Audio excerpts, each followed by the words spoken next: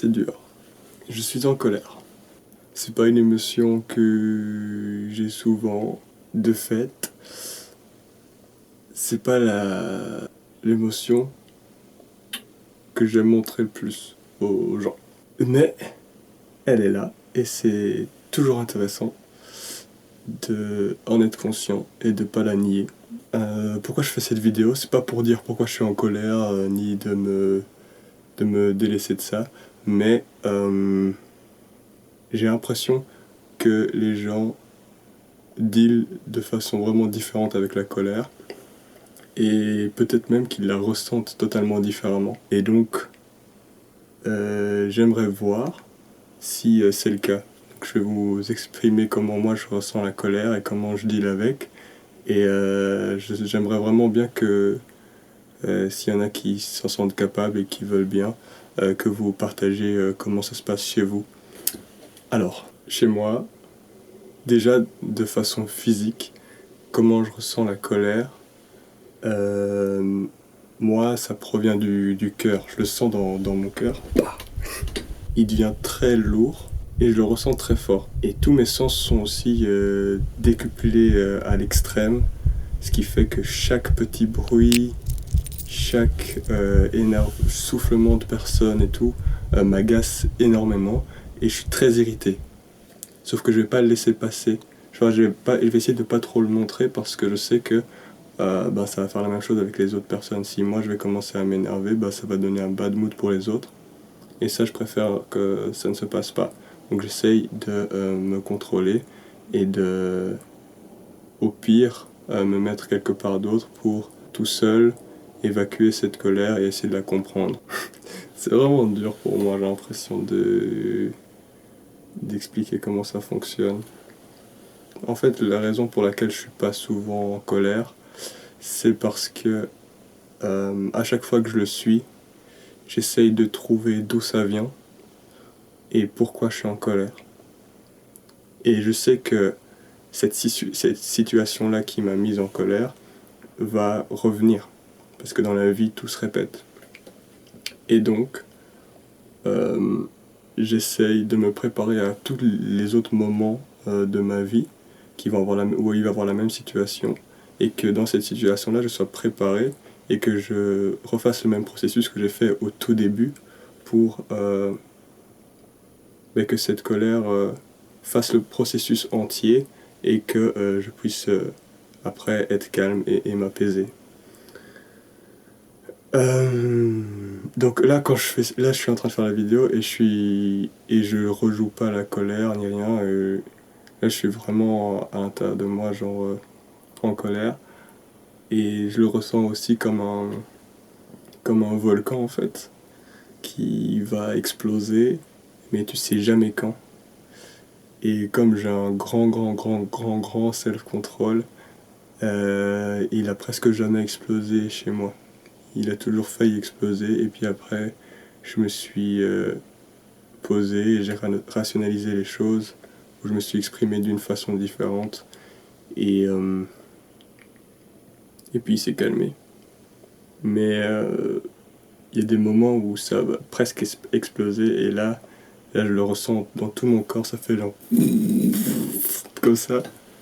Et c'est des moments quasi de spasme en fait, tu vois. Et ça c'est fou, je trouve qu'une émotion peut te prendre aussi fort physiquement. J'ai l'impression que cette émotion, la colère, c'est une qui te donne la sensation de force et de puissance. Ce qui est super dangereux parce que au final quand tu laisses aller ta colère, tu te fais contrôler par elle et donc tu es dans une situation de faiblesse. Alors que pour toi et dans les yeux des autres, tu es quand même dans une situation de force. Donc, ça fait d'une faiblesse une force, et je crois que c'est pour ça que beaucoup de personnes la laissent les emporter et commencent à crier parce que sinon on va pas les respecter, ou je sais pas. J'ai toujours trouvé ça débile comme excuse de dire que il faut se mettre en colère parce que sinon les gens vont pas te respecter et que si tu es toujours gentil et que tu acceptes ce qui se passe et tout, on va te marcher dessus. Pour moi, tu peux ne pas accepter ce qui se passe et ne pas te mettre en colère de la façon basique que les gens voient. Tu peux dire les choses calmement et expliquer que tu n'es pas du tout d'accord avec ce qui se passe et que ça va pas. Et c'est pour ça que je me bats genre, à chaque fois que ça arrive pour ne pas exploser et commencer à crier, à gesticuler dans tous les sens.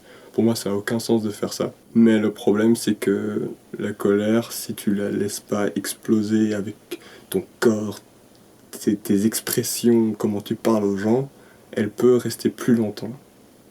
Et c'est ça qui est difficile, c'est de pouvoir la garder en toi et en la conscientisant et en essayant de comprendre d'où elle vient, en essayant de parler avec cette colère-là pour qu'elle puisse à la fin s'exprimer en toi et pas de façon incontrôlée et puis partir, bah, ce processus il dure plus longtemps.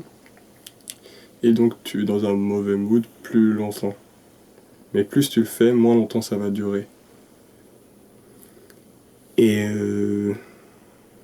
et là pour l'instant, je l'ai toujours un peu en moi, mais ça va. Quand quelqu'un me dit quelque chose, par exemple m'explique des choses et tout, je peux pas faire genre que je suis vraiment genre heureux et tout. Donc je vais rester calme, mais ça veut pas dire que genre je suis fâché sur la personne ou que je l'aime pas, c'est juste que je suis en train d'essayer de processer quelque chose en moi. Et donc ces moments souvent je les passe seul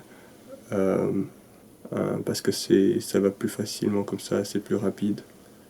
Après je peux comprendre que beaucoup de personnes soient pas d'accord avec ma façon de fonctionner avec la colère.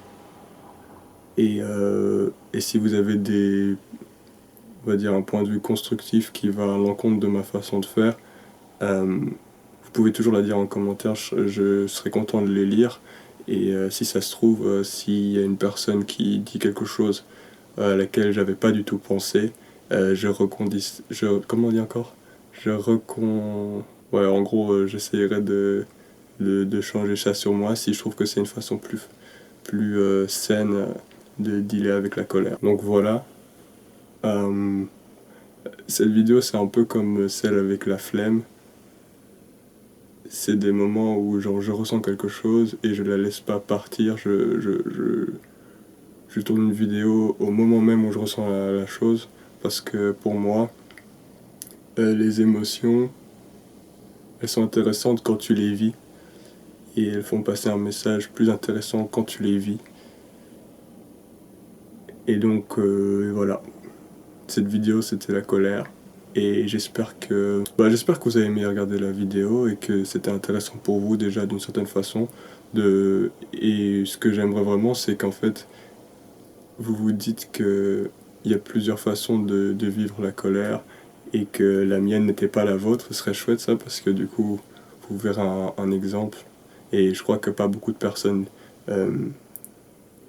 expliquent leur processus de quand ils sont en colère. Et donc voilà, je trouvais ça intéressant à faire. Donc merci d'avoir regardé cette vidéo en entier. Si vous êtes toujours là, merci beaucoup, c'est super chouette.